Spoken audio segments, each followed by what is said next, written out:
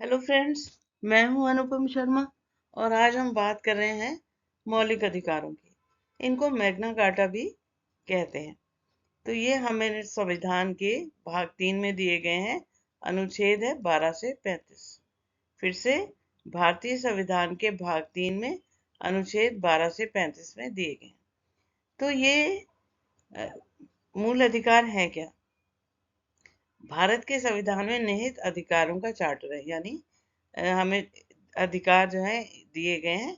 ये मैंने बताया अनुच्छेद 12 से 35 में दिए गए हैं। इसमें ऐसे अधिकार हैं जिनको कि ना कोई निजी संस्थान, ना कोई निजी व्यक्ति या सरकार छीन सकती है। अगर सरकार भी ऐसे अधिकारों को छीनने की कोशिश करे तो हमें ये संविधान सुरक्षा प्रदान करता है। हम सीधा सुप्रीम कोर्ट में जा सकते हैं और सरकार के विरुद्ध सुप्रीम कोर्ट फैसला दे सकती है और हमारे हक में फैसला दे सकती है। ये आम अधिकारों से भिन्न है। आम अधिकार वो अधिकार हैं कि जिसके लिए अगर कोई मान लीजिए झगड़ा है, मान लीजिए पारिवारिक झगड़ा है, कोई बिजनेस में झगड़ा है, किसी भी प्रकार के इस तरह के झगड़े हैं, उसके लिए आप सीधा सुप्रीम कोर्ट नहीं जा सकते क्योंकि वो आपके आम अधिकार है। उसके लिए पहले आपको निचली अदालत में, फिर उसके बाद हाई कोर्ट, फिर उसके बाद आप सुप्रीम कोर्ट जा सकते हैं। यानी आप निचली अदालत में जाएंगे, अगर सेटिस्फाइड नहीं है उसके जो भी आपके लिए फैसला दिया गया तो आप फिर हाई कोर्ट जा सकते हैं और आखिर में सुप्रीम कोर्ट जा सकते हैं। लेकिन मौलिक अधिकारों को प्राप्त करने के लिए आप सीधे सुप्रीम कोर्ट में जा सकते हैं और संविधान हमारे इन अधिकारों की सुरक्षा सुप्रीम कोर्ट के द्वारा करता है। अब हम देखेंगे कि कौन कौन से मौलिक अधिकार है। तो हमारे पास अभी 6 हैं, पहले 7 थे। पहले संपत्ति का अधिकार भी बीच में शामिल था, लेकिन 1978 के संशोधन 44 से इसको हटा दिया गया। फिर से देख लेते हैं कब हटाया गया। 1978 में संशोधन था 44। कभी ये क्वेश्चन एग्जाम में आता है कौन सा संशोधन था या कब हटाया गया, तो ये आपको याद करना है। अब हमारे पास 6 मौलिक अधिकार हैं।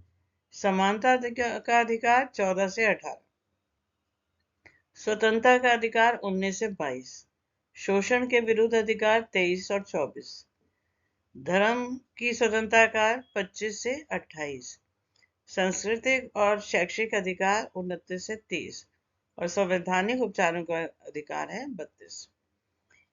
तो अब हम ये जान लेते हैं कि ये संपत्ति का अधिकार जो है वो क्यों हटाया गया।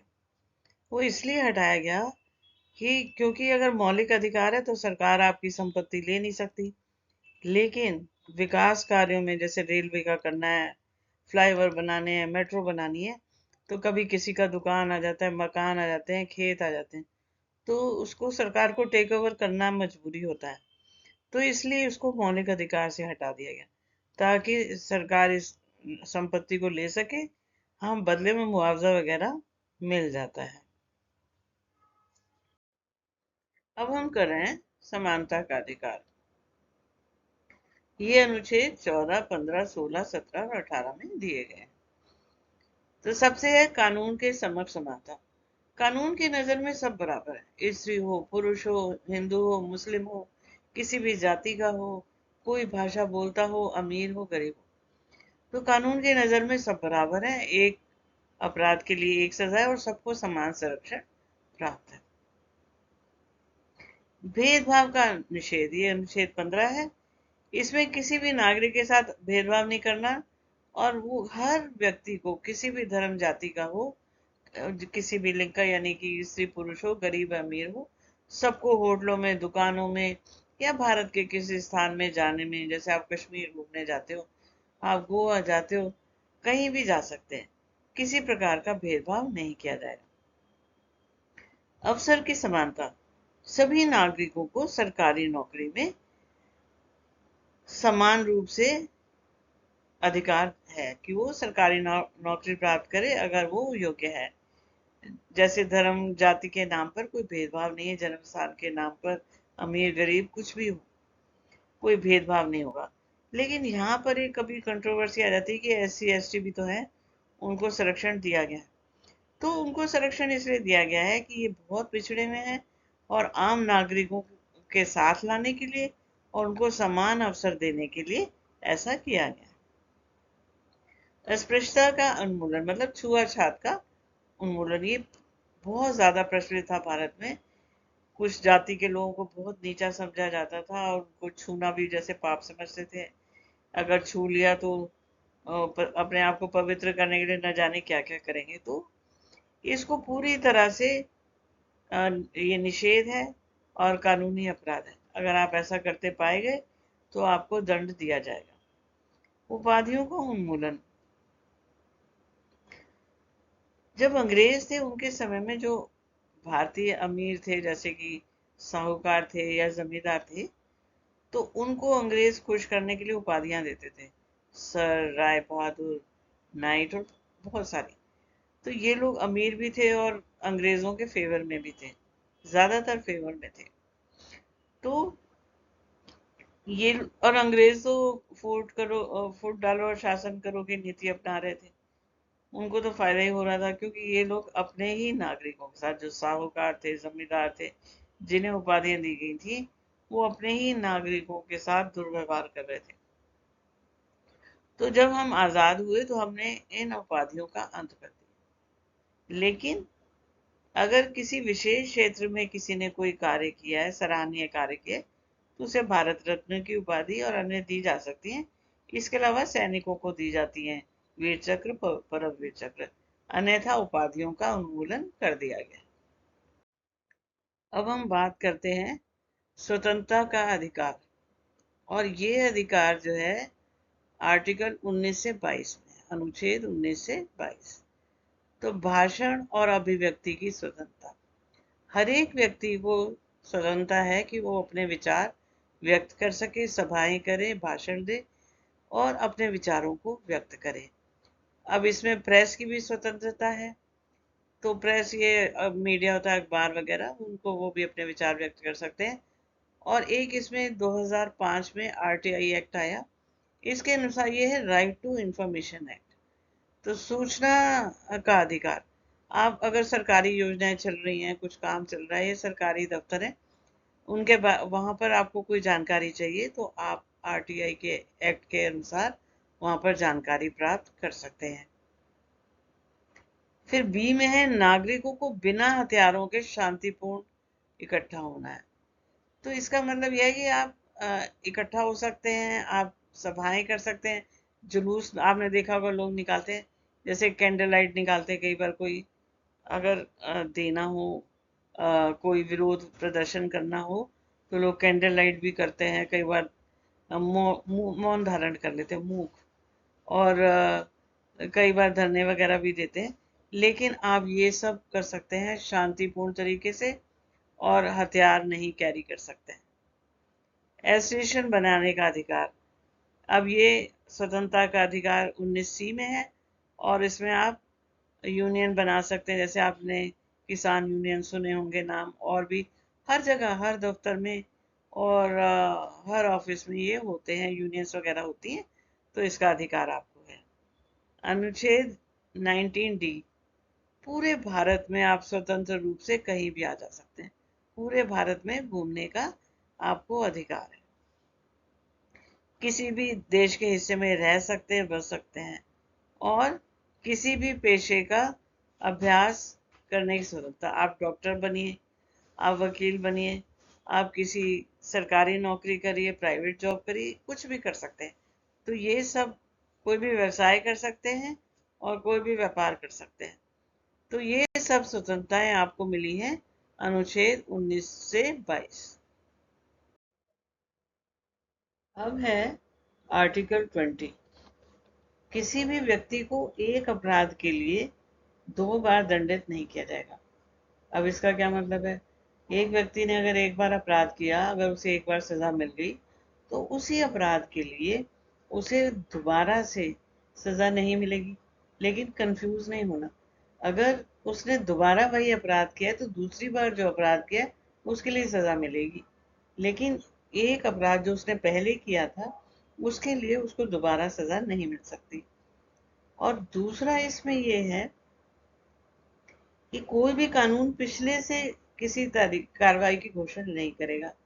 इसका मतलब ये है कि अगर किसी व्यक्ति ने पहले कोई क्राइम किया है, मान लीजिए चोरी की है और उसकी सजा है 6 महीने, और ये क्राइम किया था उसने 2020 में, और अभी उसका फैसला नहीं हुआ है, और 2024 में उसी जो अपराध उसने किया है उसके लिए सजा बढ़कर हो गई है 2 साल की। लेकिन जब फैसला चाहे 2024 या 25 में आए, उसको सजा तभी मिलेगी जब उसने अपराध किया था, यानी 2020 में 6 महीने की।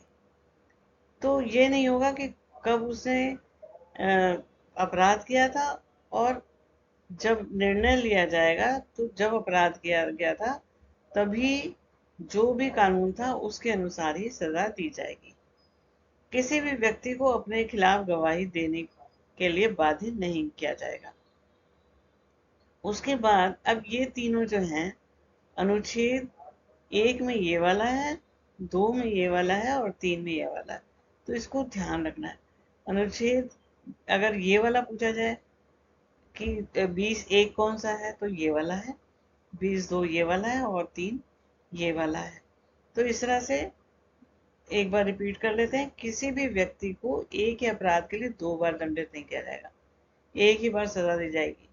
दूसरा, उसको जिस तारीख पर उसने कोई अपराध किया है उसी तारीख पे जो भी कानून था उसके अनुसार सजा मिलेगी, और किसी भी व्यक्ति को अपने खिलाफ गवाही देने के लिए मजबूर नहीं किया जाएगा। फिर है जीवन और व्यक्तिगत स्वतंत्रता का अधिकार।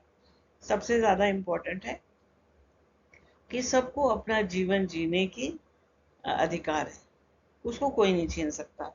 अब जीवन जीने में वो कैसे भी अपना जीवन जी सकता है, जैसे अच्छा पर्यावरण में जीना चाहता है, या कि वो स्वस्थ रहना चाहता है।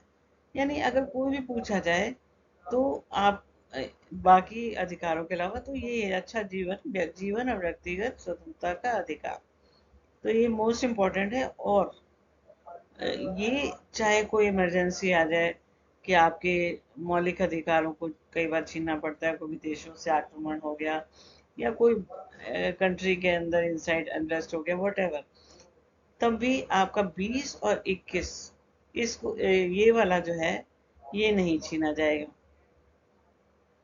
20 और 21 ये वाले अधिकार नहीं छीने जाते। लेकिन ये वाला मोस्ट इम्पॉर्टेंट है, अगर इन दोनों के बीच में अगर कोई चूज करने के लिए है तो आप 21 को चूज करेंगे। वैसे 20 और 21 दोनों को ही नहीं चूज किया जाता, जो है निलंबित नहीं किए जा सकते आपके अधिकार, लेकिन 21 ज्यादा इम्पोर्टेंट है। फिर अमेंडमेंट 86 2002, यानी संशोधन था 86 2002 में किया गया, जिससे 6 से 14 वर्ष के बच्चों को निःशुल्क शिक्षा देना अनिवार्य हो गया। ये भी उनका मौलिक अधिकार हो गया। अब है अनुच्छेद 22। अब ये क्या है? इसके अनुसार किसी भी व्यक्ति को, मान लो कोई अपराध हो गया है, तो उसको अरेस्ट अगर किया गया है तो उसको उसका कारण बताना पड़ेगा, यानी पुलिस को कारण बताना पड़ेगा कि उसको किस कारण से, किस आधार पर अरेस्ट किया जा रहा है। दूसरा, उसे अपने वकील से परामर्श करने का अधिकार है, उसको रोका नहीं जाएगा, और 24 के घंटे के अंदर उसको वकील के सामने पेश किया जाएगा। तो 3 चीजें हो गई। पहले उसको बताया जाएगा कि उसने क्या किया है, उसका अपराध क्या है, किस कारण से उसे गिरफ्तार किया गया है। फिर वो अपने वकील को बुलाकर परामर्श ले सकता है अपने बचाव के लिए, और 24 घंटे के अंदर मजिस्ट्रेट को उसके सामने उसको पेश किया जाएगा। अब शोषण के विरुद्ध अधिकार, ये अनुच्छेद 23 और 24 में है। तो इसमें क्या है? मानव तस्करी और जबरन श्रम का निषेध। यानी कि मानव तस्करी होती है कि जैसे बच्चों को उठा के ले जाते हैं, चोरी कर लेते हैं और उनको फिर या तो भिखारियों को बेच देते हैं, और उनसे भिखारी का जो ग्रुप होता है वो करवाता है, जबरन मजदूरी करवाते हैं। है ना, या कभी जो वयस्क लोग हैं उनको उठा के ले जाते हैं, जबरदस्ती उनसे काम कराया जाता है। तो चाहे बच्चों से, चाहे वयस्क हो, किसी से भी बंधुआ मजदूरी नहीं कराई जा सकती, बेगार नहीं करवाई जा सकती। बेगार का मतलब है कि काम करवाना और श्रम मजदूरी ना देना, इस पर पूरी तरह से प्रतिबंध है। और कारखानों में बच्चों के रोजगार का निषेध। बच्चों, कारखाने हैं जिसमें जैसे कि खदानें हैं या पटाखों की फैक्ट्री है या इस तरह के हानिकारक जो फैक्ट्रियां हैं, वहां पर बच्चों को नहीं रखा जा सकता, बच्चों को वहां पर नौकरी में नहीं रख सकते हैं। और अब हम ले रहे हैं धार्मिक स्वतंत्रता का अधिकार। ये आर्टिकल 25 और 28 में, अनुच्छेद 25 से 28 है। तो पहला 25 में कह रहे हैं धर्म की स्वतंत्रता का अधिकार। भारत में सभी व्यक्तियों को अपना अपना धर्म पालन करने का अधिकार है। वो पूजा की कोई विधि अपना सकते हैं, वो अपने धर्म का प्रचार भी कर सकते हैं। तो ये तीन पहले में आ रही हैं। क्या क्या कर सकते हैं? स्वतंत्र रूप से मान सकते हैं, अभ्यास कर सकते हैं और प्रचार कर सकते हैं। फिर उसके बाद इसी में दूसरा आ रहा है, यानी 26 आ रहा है, धार्मिक मामलों के प्रबंधन की स्वतंत्रता। इसका मतलब यह है कि वो जो भी धार्मिक अपने कार्य कर रहे हैं, मंदिर हो, मस्जिद हो, वो अपने अपने धार्मिक मामलों के प्रबंधन कर सकते हैं। फिर ये एक इम्पॉर्टेंट है जो है 27। इसमें ये कह रहे हैं कि अगर जब कोई भी मंदिर मस्जिद है जहाँ भी आप अपने धर्म को जब बढ़ावा दे रहे हैं, वहां जो पैसा आ रहा है उस पर कर नहीं लगा सकती सरकार। तो ये क्या है, कोई भी जो मंदिर है, मस्जिद है, या किसी भी धर्म से संबंधित जगह है, अगर वो अपने धर्म का प्रचार कर रहे हैं तो जो पैसा है उस पर टैक्स नहीं लगेगा। उसके बाद नेक्स्ट है 28, शैक्षणिक संस्थानों में धार्मिक शिक्षा की मुक्ति से मुक्ति। मतलब जो स्टेट या गवर्नमेंट जो स्कूल चला रहे हैं वहां पर धार्मिक शिक्षा नहीं दी जाएगी। प्राइवेट में भी अगर दी जा रही है तो आपको स्वतंत्रता है कि आप उसको अटेंड करें या ना करें। अब आता है सांस्कृतिक और शैक्षिक अधिकार। ये है अनुच्छेद 29 और 30। याद रखना है कौन सा, 29 और 30। इसमें अल्पसंख्यकों के हितों का संरक्षण दिया गया है, ये 29 में दे रहे हैं। और इसमें क्या है कि कोई भी अल्पसंख्यक वर्ग है वो अपनी भाषा को, अपनी लिपि को, अपनी संस्कृति को बढ़ावा दे सकता है, विकास कर सकता है और कुछ भी उसके लिए कर सकता है। तो वो क्या कर सकता है? तो वो शैक्षणिक संस्थानों की स्थापना भी कर सकता है और उसका प्रशासन भी कर सकता है।